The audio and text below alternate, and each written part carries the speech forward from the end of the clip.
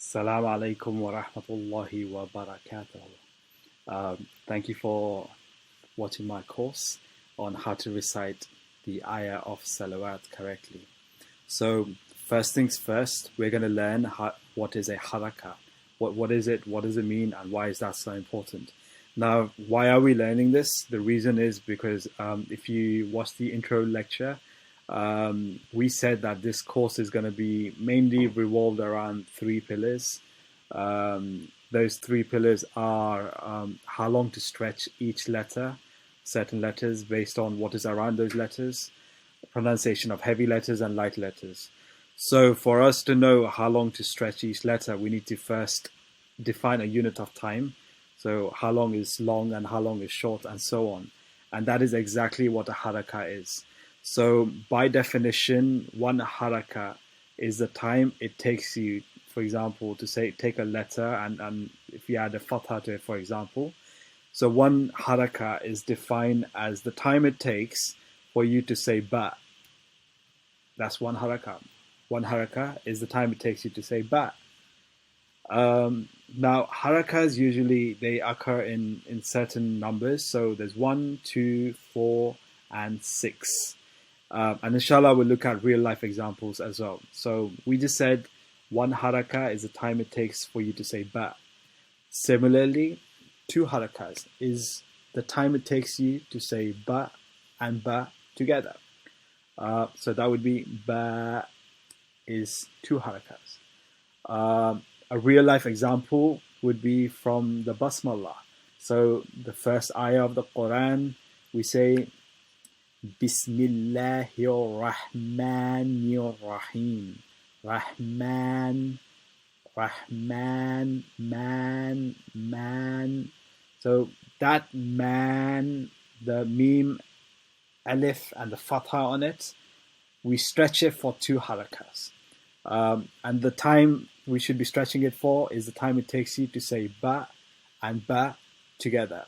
So put them together, it is ba. And in this example, which we are looking at, it will be Rahman, man, two harakas. Okay, so we looked at what one haraka is and what two harakas are. The next one is four harakas.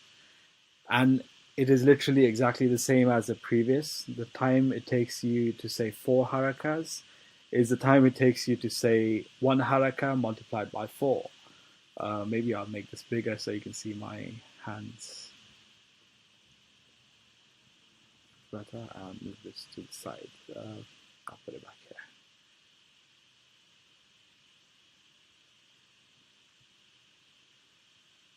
here. Okay, so four haraka is ba, ba, ba, ba. That's the time it takes you. The time it takes you to say ba four times is four harakas. Now put them all together. Let's look at a real life example. This verse keeps coming up quite a lot, where Allah subhanahu wa ta'ala says, Ya ayyuhalladhina. So over here, I stretch the alif of the ya for four harakas. So once again, Ya ayyuhalladhina. This is four harakas. Ba, ba, ba, ba, put together. The time it takes you to say that four times, as in ba four times, is defined as four harakas. So in this ayah, the context of this, it will mainly be either 1, 2, or 4. But for the sake of completeness, I've also included 6 harakas. This doesn't happen, 6 harakas. There is no stretch in this ayah for 6 harakas. But like I said, I'm just putting it in just for the sake of completeness, just so that you're aware that, this is something that does happen in the Quran.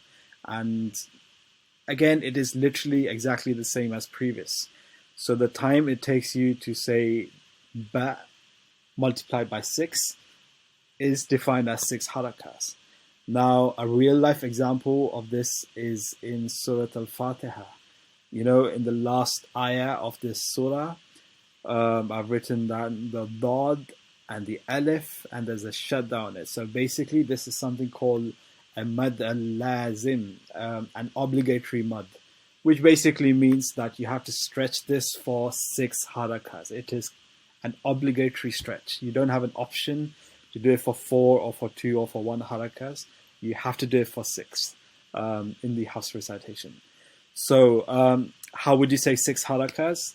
You say غَيْرِ الْمَغْضُوبِ عَلَيْهِمْ وَلَا الضَّالِّينَ.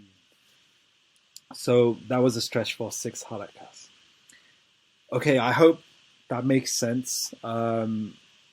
Just to recap real quick, 1 haraka is the time it takes for you to say ba, or it could be ma or anything else. Ba, let's just stick with ba.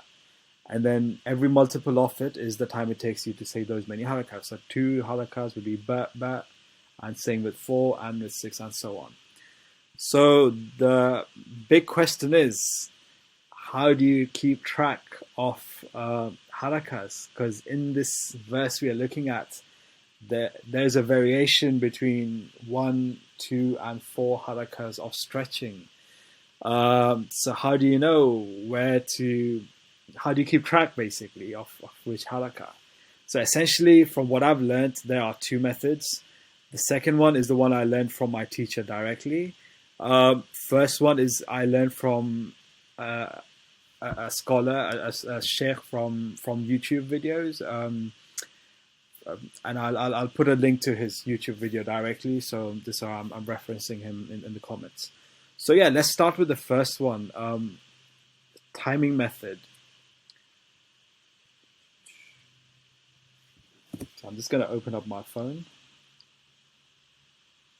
We'll start with the 6 haraka count. So how do you keep track of 6 harakas? What did we say? We said a haraka is defined as the time it takes you to say ba. Okay? So we have to multiply that by 6 in order to count 6 harakas. So this is how you do it. Start a stopwatch. Can you see it? Yeah, you can. Yeah, I'm going to start it and say ba 6 times and stop it when I stop saying it for the 6th time. And then we'll see how long that will take. Okay, so start. Ba, ba, ba, ba, ba, ba. So that is 4 seconds and 77 milliseconds. So what does that mean? Now the next time I say wala dallin, I should know that I should be stretching the da for 4 seconds and 77 milliseconds roughly. So let's try that. Gonna reset and try and go to 4 seconds and 77 milliseconds. غَيْرِ الْمَغْضُوبِ عَلَيْهِمْ وَلَا الضَّالِّينَ.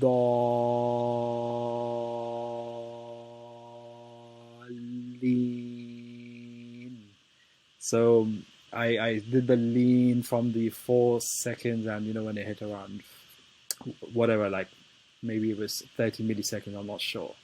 But I guess you get the idea, right? So it's the same for 4 harakas as well. We do the same thing. 1 haraka is defined as the time it takes you to say ba. So 4 harakas are basically the time it will take you to say ba, ba, ba, ba. So let's start that. Ba, ba, ba, ba. So just under 3 seconds, 2 seconds and 91 milliseconds. So the next time I want to say, I come across Ya ayyuhallazina amanu, I have to, and I want to do it for 4 harakas. I'm going to stretch the ya for 2 seconds and 91 milliseconds. So let's try that. Bismillahirrahmanirrahim. Ya ayyuhallazina, and so on. Same with the 2 harakas. It will be the time it takes me to say ba, ba. So I'm going to record that. Ba, ba. Just under 2 seconds. So when I say Bismillahirrahman, the man, I'm going to stretch the ma for 1 second and 51 milliseconds. Bismillahirrahman. Almost. Let me try again. Bismillahirrahman. So you get the idea. I would get out a stopwatch and time how long it will take you to do 6 harakas, 4 harakas, and 2 harakas, and practice around it so that it almost becomes like second nature when you actually do it. So this is one way to do it, by the timing, which is, this is how long it takes me to do it, and you can practice around it. The second method is the finger counting method, which is something I learned from my teacher. So this is like, let's say, a relatively easier way to track how long it takes you to do 6, 4, 2, or 1 harakas. Now, this is how we do it, all right? 1 haraka, by this definition, is the time it takes you to open your finger like that. That's 1 haraka. So 1, 2, 3, 4, 5, 6. What does that mean? So if we start with the 6 again, I'm going to move my finger 1, 2, 3, 4, 5, 6 times, and that denotes 6 harakas. So let's start with that example, just like we did previously. So غَيْرِ الْمَغْضُوبِ عَلَيْهِمْ وَلَا الضَّالِّينَ. So as I was saying the dha, I was elevating my finger and lowering it. So this is 1 haraka, that's 2. That's 3, that's 4. That's 5, that's 6. So doing that 6 times is counting 6 harakas, basically. Same with 4 harakas. So 1, 2, 3, 4. So let's start. Ya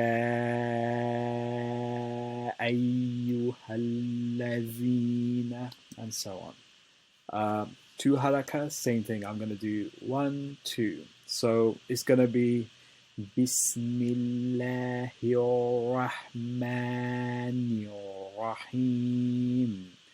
Rahmanirrahim. Okay, I hope that makes sense. This may have come across slightly theoretical, but trust me, this is a very important lecture because it's part of the first pillar of this verse. Feel free to go back to this lecture, watch it, rewatch it. Any questions, comment below. And obviously, please subscribe, like, comment. And there's going to be a link for a workbook which complements these lectures. So please click on the link below and pre-register for the workbook. Any questions, please let me know in the comments, and inshallah, I'll try my best to get back to you. Thank you so much. Assalamu alaikum wa rahmatullahi wa barakatuh.